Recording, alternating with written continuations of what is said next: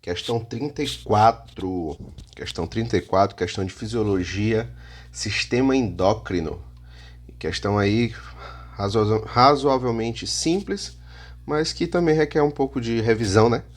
Então, o que que a questão 34 ela pergunta? Ela fala o seguinte, ela dá um texto, fala do GH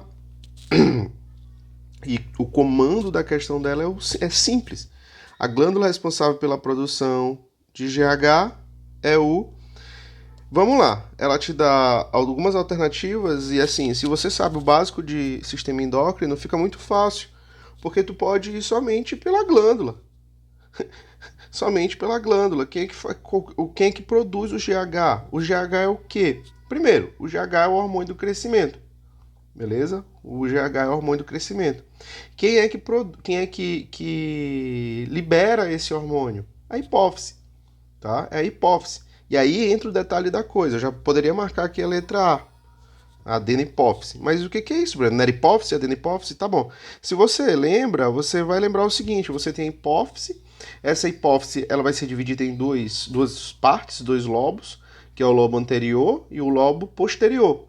O lobo anterior eu chamo de adenohipófise. Então ele está bem aqui, ó. Esse lobo anterior eu chamo de adenohipófise. E o lobo posterior é minha neurohipófise, que é esse aqui que eu estou marcando com um asterisco. Certo? Desses dois lóbulos, o que produz, né, o que é responsável pela liberação de mais hormônio é a adenopófise.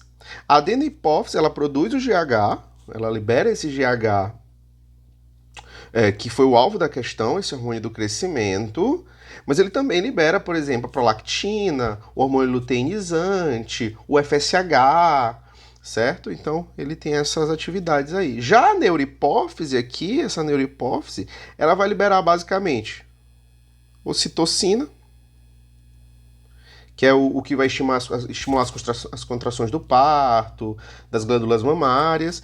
E eu também tenho ela aqui associada ao antidiurético, né?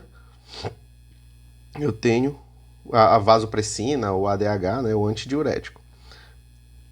Eu tenho aí essa neurohipófise associada, certo? Vai atuar lá nos túbulos renais, vai ajudar na absorção de água, aumentando a absorção de água, certo? E aí, a gente precisa deixar claro mais duas coisas, que é entre essa adenohipófise versus essa neurohipófise. A adenohipófise, ela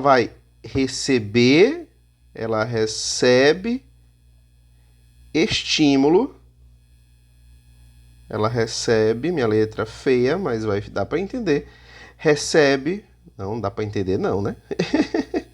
Recebe estímulo. Breno, recebe estímulo de quem? Do hipotálamo. Breno, mas onde está o hipotálamo? Aqui, ó. Em cima da hipófise. Ela recebe o estímulo do hipotálamo e aí ela libera esse hormônio específico, certo?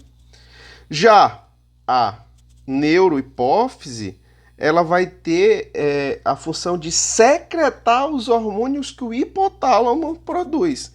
Então ela vai ter uma função de secretar os hormônios que foram produzidos lá no hipotálamo. Beleza? Então eu tenho essas duas diferenças aí associadas a esse hipotálamo. Certo? Breno, esse GH ele vai atuar como fator de crescimento, ele vai ajudar em quê? Qual é a função dele? Eu destaquei aqui um quadro, um quadro síntese, falando desse hormônio do crescimento, desse GH. Então a origem é adenopófise, certo? A origem lá é adenopófise, é um peptídeo de 191 aminoácidos, certo? O que mais que a gente tem de informação? Meia-vida, 18 minutos.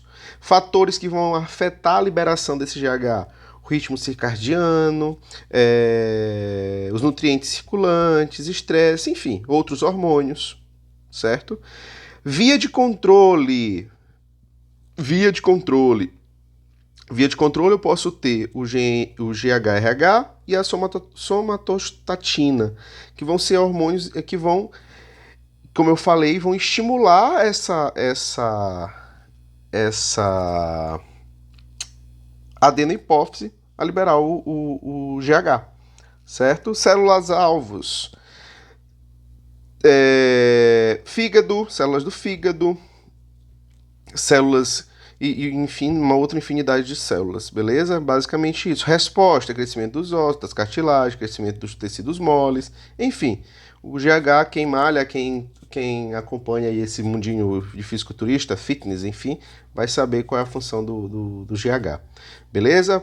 Para essa questão era basicamente isso. Questão fácil. Eu só fiz alguns comentários aí que fazem parte e ajudam a gente a passar dos limites do que a questão pede, né? Ajuda a revisar. É isto.